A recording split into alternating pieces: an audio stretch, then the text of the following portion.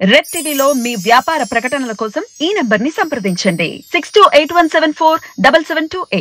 Hi viewers, welcome to our channel. ప్రస్తుతం మనతో పాటు సీనియర్ జర్నలిస్ట్ దాము బాలా సార్ ఉన్నారు. వారితో మాట్లాడదాం. నమస్కారం సార్. నమస్తే సార్, డైరెక్టర్ సూర్య కిరణ్ మన హీరోయిన్ కళ్యాణ్ గారి మాజీ భర్త ఆయన చనిపోవడం జరిగింది సార్. అసలు ఎలా చనిపోయారు ఆయన, మరి ఈ నేపథ్యంలో ఆయన బయోగ్రఫీ ఏంటి, ఆయన తీసిన సినిమాల గురించి సార్?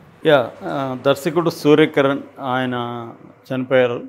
ఆయన కామెర్లు అని చెప్తున్నారు. గత కొంతకాలం నుంచి పచ్చ కామెర్లు వచ్చాయి. బట్ ఈరోజు మార్నింగ్ ఆయనకి గుండెపోటు వచ్చి చనిపోయాడని చెప్తున్నారు. మరి అంతకుముందు కోవిడ్ ఎఫెక్ట్ కూడా పనిచేస్తుంది, పోస్ట్ కోవిడ్ ఎఫెక్ట్ కూడా పనిచేస్తుందని చెప్తున్నారు. సరే, ఆయన మనకు తెలుగులో నిజానికి అతనిది త్రివేంద్రం, వాళ్ళ నేటివ్ ప్లేసు. టిఎస్ మణి, రాధా వాళ్ళ అమ్మ నాన్న, వాళ్ళ చెల్లెలు సుజిత అని తను కూడా యాక్ట్రెస్. ఓకే. సో త్రివేంద్రం తర్వాత వాళ్ళు చెన్నైలో సెటిల్ అయ్యారు పేరెంట్స్. సో అందుకని అతను తమిళోడు అని చాలామంది అనుకుంటారు. తమిళ్లో కూడా అతన్ని తమిళ దర్శకుడిలాగానే ఫీల్ అవుతారు. బట్ చాలామందికి తెలియదు ఏంటంటే అతను డైరెక్టర్ కాకముందే చైల్డ్ ఆర్టిస్టు. చాలా దాదాపు ఒక 200 సినిమాల్లో చేశాడు.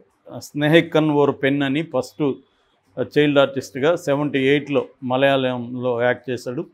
తర్వాత మోహన్ లాల్తోనూ, మమ్ముటితోనూ, ఇటు రజనీకాంత్తో, ఇలా స్టార్ హీరోలందరితో కూడా పక్కన చైల్డ్ ఆర్టిస్ట్గా అబ్బాయి చేశాడు. 200 సినిమాలు చేసి చైల్డ్ ఆర్టిస్ట్గా రికార్డు కూడా అతని పేరుతో ఉందన్నమాట. దాని తర్వాత అతను అనుకోకుండా డైరెక్షన్లోకి వచ్చాడు, డైరెక్టర్ అయ్యాడు.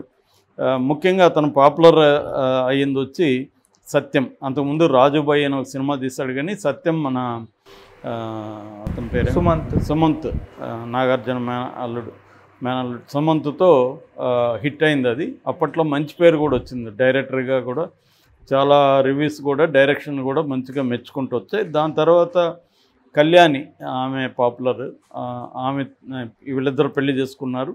అయితే అది ఎక్కువ కాలం లేదు, ఆ తర్వాత విడిపోయారు. దాని తర్వాత ఈయన కొన్ని సినిమాలు చేశాడు. ధనా 51, బ్రహ్మాస్త్రం, చాప్టర్ 6 అనే కొన్ని సినిమాలు చేశాడు. బట్ 2010తో ఆగిపోయిందని చెప్పాలి. మళ్ళీ అతను పబ్లిక్లోకి రావడం వచ్చి బిగ్ బాస్ సీజన్ 4లో సూర్యకిరణ్ పాపులర్గా ఉన్నాడు. అయితే ఎక్కువ రోజులు లేడు. సూర్యకిరణ్, బాబా భాస్కర్ కలిసి కొంత అలర్ట్ చేశారు ఫస్ట్ వీక్. దాని తర్వాత ఫస్ట్ వీకే ఎలిమినేట్ అయిపోయాడు. సో ఆ తర్వాత కూడా చాలా ఛానల్కి ఇంటర్వ్యూలు ఇచ్చాడు.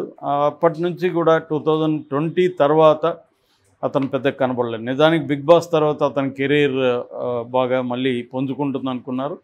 యాక్చువల్గా 2017లో అతను సినిమా చేస్తున్నట్టు అనౌన్స్ కూడా అయింది. బట్ అది షూటింగ్లోనే ఆగిపోయినట్టు చెబుతున్నారు. సో ఈ కాంటెక్స్ట్లో అతను ఇవాళ సడన్గా చనిపోవడం అనేది ఖచ్చితంగా బాధాకరమైన విషయం. దాదాపు 50 ఏళ్ళు దాటింది అతనికి. ఒంటరిగానే తల్లిదండ్రులతో చెన్నైలో ఉంటున్నాడని చెప్తున్నారు. సో బేసిక్గా ఇతను కరోనా తర్వాత హెల్త్ పాడవడం అనేది జరిగింది. కొంత జాగ్రత్తలు తీసుకోవడంలో ఫెయిల్యూర్ అనేది కూడా చెప్తున్నారు.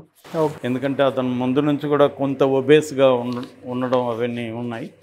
సో ఆల్రెడీ కోమార్బిడిటీస్ ఉన్న వాళ్ళకి కరోనా బాగా ఎఫెక్ట్ అయింది. సో ఇతనికి కూడా కరోనా గట్టిగా ఎఫెక్ట్ అయినట్టు చెప్తున్నారు. మనం యాక్చువల్గా పోస్ట్ కరోనా తర్వాత వచ్చిన పరిణామాలు ఎట్లా ఉంటాయనేది అనేక సార్లు మనం చెప్పుకున్నాం. ముఖ్యంగా ప్రధానంగా ఏంటంటే 2-3 రకాల ఆయన జబ్బులు ఎక్కువ వస్తున్నాయి. ఒకటేమో బ్లడ్ క్లాట్ అయిపోవడం, దానివల్ల బ్రెయిన్ స్ట్రోక్స్ ఎక్కువ వస్తున్నాయి. నిన్ననే నేను చూశాను, జీరోదా కో-ఫౌండర్ నితిన్ కామత్, ఇద్దరు ఉంటారు వాళ్ళు, నితిన్ కామత్, నిఖిల్ కామత్ అని. అందులో నితిన్ కామత్ అతను రెగ్యులర్గా వెరీ ఫిట్గా ఉంటాడు, ఎక్సర్సైజ్ చేస్తాడు జిమ్లో. తను ట్రేడింగ్లో కానీ తర్వాత షేర్ మార్కెట్లో కూడా వెరీ ఎక్స్పర్టైజ్ ఉంది. అతనికి బ్రెయిన్ స్ట్రోక్ వచ్చింది. కాకపోతే అది మైల్డ్గా రావడంతో సర్వైవ్ అయ్యాడు. అతను చెప్పింది కూడా ఏంటంటే, నాకు కోవిడ్ తర్వాత కొంత కాంప్లికేషన్స్ వచ్చాయి, దాని తర్వాత మా ఫాదర్ చనిపోయాడు, దానివల్ల నాకు బాగా డిస్టర్బ్ అయింది. ఒకటి స్లీప్లెస్నెస్, 2 ఓవర్ ఎక్సర్సైజ్లు చేయడం, మూడు స్ట్రెస్, ఈ మూడిటి వల్ల నాకు ఇది వచ్చిందనేది కూడా అతను చెప్పాడు. ఇది యాక్చువల్గా అతను కరెక్ట్గా చెప్పాడు. ఎక్కువ మందికి ఏంటంటే ఒకటి చాలామంది మనం పునీత్ కూడా చూసాము, ఓవర్ ఎక్సర్సైజింగ్ అనేది ఈ మధ్య బాగా పెరిగిపోయింది. జిమ్లో ఏంటంటే అట్మాస్ఫియర్ అలా ఉంటుంది, ఇంకా చేద్దాం అనిపిస్తుంది. మామూలుగానే ఫిజికల్గా నువ్వు అదొక రకమైన అడిక్షన్. ఎక్సర్సైజ్ చేస్తున్నప్పుడు ఇంకా చేద్దాం అని ఉంటుంది. అందుకనే ప్రాపర్గా ట్రైనర్స్ ఉన్నప్పుడు వాళ్ళు టైమింగ్ పెట్టుకొని టైం ప్రకారం చేయిస్తారు.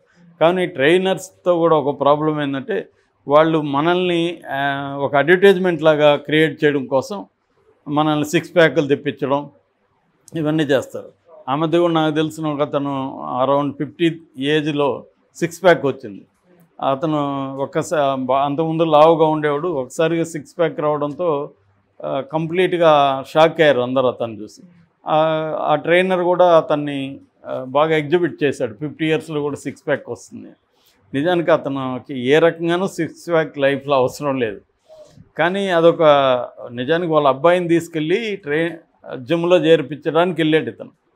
ఆ ట్రైనర్ మీరు కూడా చేయొచ్చు కదా సార్ అంటే అలా ఎంటర్ అయ్యాడు. అది చివరికి హెల్త్ ఇష్యూస్ వచ్చేసి తర్వాత ముందు కంటే కూడా ఎక్కువ లావ్ అయిపోవడం అట్లాంటి జరిగింది. మళ్ళీ అతను జాగ్రత్తలు తీసుకొని మళ్ళీ టైం పట్టింది అతను.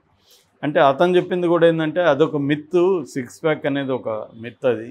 సో అదేమి మెయింటైన్ చేయడం అనేది అంత ఈజీ కాదు. రోజు కనీసం 5-6 గంటలు ఎక్సర్సైజ్ చేయాలా, మళ్ళీ 7-8 గంటలు నిద్రపోవాలా. పని చేయడానికి నిద్రపోవడానికి సరిపోతుంది, వేరే పని చేసుకోలేము అన్నది. కానీ ఈ పిచ్చి అనేది బాగా ముదిరిపోవడం వల్ల కూడా చాలామంది చనిపోతున్నారు. తర్వాత ఏంటంటే స్ట్రెస్ విపరీతంగా పెరిగిపోవడం కూడా మనకు కనబడుతుంది. ఈ అబ్బాయిలో కూడా అదే చెప్తున్నారు, సూర్యకిరణ్లో కూడా. ఎందుకంటే తనకి కెరీర్ ఆగిపోవడం, పెళ్ళి డైవర్స్లోకి వెళ్ళిపోవడం. సో ఈ రెండు ప్రధానంగా అతని మీద ఒక టోల్ అంటాం కదా, ఒక టోల్ పడింది. ఆ స్ట్రెస్ని డీల్ చేయడంలో అతను ఫెయిల్ అయ్యాడు. సో దానివల్ల అతని రకరకాల హెల్త్ ఇష్యూస్ వచ్చాయి. అది పచ్చకామర్లోకి వెళ్ళింది. దాని తర్వాత హార్ట్ అటాక్ ఈరోజు జరిగింది. అంటే మనం ఎందుకు అతను చనిపోయినా కూడా అతని విషయాలు మాట్లాడుతున్నాం అంటే దాని నుంచి మనం ఏం నేర్చుకోవాలనేది. అంటే ప్రధానంగా ఏంటంటే పోస్ట్ కోవిడ్ ప్రపంచవ్యాప్తంగా కూడా ఆ మధ్య WHO సర్వే చేస్తే కూడా 9 కోట్ల మందిని సర్వే చేస్తే పోస్ట్ కోవిడ్ ఎఫెక్ట్స్ అనేవి సివియర్గా ఉన్నాయనేది చెప్పింది. బట్ దానికి కారణం వ్యాక్సినే అని చెప్పలేమనేది వాళ్ళు నిర్ధారించలేదు. కానీ ఎక్కువ మంది చెప్తున్నది వ్యాక్సిన్ వల్ల కూడా సైడ్ ఎఫెక్ట్లు వస్తున్నాయని. ఓకే. సో ఆ సైడ్ ఎఫెక్ట్లకి కరెక్ట్గా వ్యాక్సినే కారణం అని చెప్పలేదు. కానీ వ్యాక్సిన్ వేసుకున్న వాళ్ళలో ఎక్కువ మంది ఈ 1 heart attack, 2 brain stroke, 3 lungs related issues, lungs failure కావచ్చు, ఇవి కావచ్చు, ఇవి ఎక్కువ జరుగుతున్నాయి. సో అందుకని చాలామంది చెప్తున్నది ఏంటంటే రెగ్యులర్గా డాక్టర్ దగ్గరికి వెళ్ళడం, చెకప్ చేయించుకోవడం, తర్వాత ప్రాపర్ ఎక్సర్సైజ్ మినిమం 30 మినిట్స్ నుంచి 40 మినిట్స్ ఉంటే సరిపోతుంది. అంతేగాని 2 గంటలు 3 గంటలు చేయొద్దండి. రెండోది మీ ఏజ్, మీకున్న రెస్ట్, వీటన్నిటిని దృష్టిలో పెట్టుకొని ఎక్సర్సైజ్ చేస్తే సరిపోతుంది. దానికి ప్రాపర్ రెస్ట్ ఉండాలి. అంటే 7 to 8 అవర్స్ మినిమం నిద్ర ఉండాలి, ప్రాపర్ స్లీప్ ఉండాలి. అన్నిటికంటే ఇంపార్టెంట్ స్ట్రెస్ ఉండకూడదు. ఇవాళ ఏంటంటే స్ట్రెస్ లేని వాళ్ళు ఎవరు లేరు. మనకి యాంగ్జైటీ, స్ట్రెస్సు, ఇంకా డిప్రెషను, ఇది ప్రధానంగా 2 రకాలుగా జరుగుతుంది ఇతని లైఫ్లో జరిగినట్టుగానే సూర్యకిరణ్ లైఫ్లో.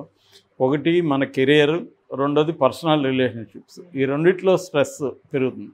మనం కానీ గమనిస్తే సైకోసోమాటిక్ డిసీజెస్ అంటారు. దీని మీద చాలా పుస్తకాలు కూడా వచ్చే రీసెర్చ్ జరిగింది. అంటే సైకలాజికల్ ఎఫెక్ట్ అనేది సోమా అంటే బాడీ అనమాట. మన సైకలాజికల్ ఎఫెక్ట్ అనేది బాడీ మీద పడుతుంది. మనకి ఎవరితోనో, ఒక ఫ్రెండ్తోనో, లేకపోతే మన లవర్తోనో, ఇంకొకరితోనో, పార్ట్నర్తోనో గొడవలు గట్టిగా వచ్చినప్పుడు ఖచ్చితంగా మనకు ఫిజికల్గా మనకు పెయిన్స్ బాడీ పెయిన్స్ రావడము, ఇంకేదో ఒక రకమైన జబ్బు రావడం జరుగుతుంది. అంటే ఆ స్ట్రెస్ విపరీతంగా మైండ్ మీద పడి అది సైకోసోమాటిక్ డిసీజెస్కి దారితీస్తుంది అన్నమాట.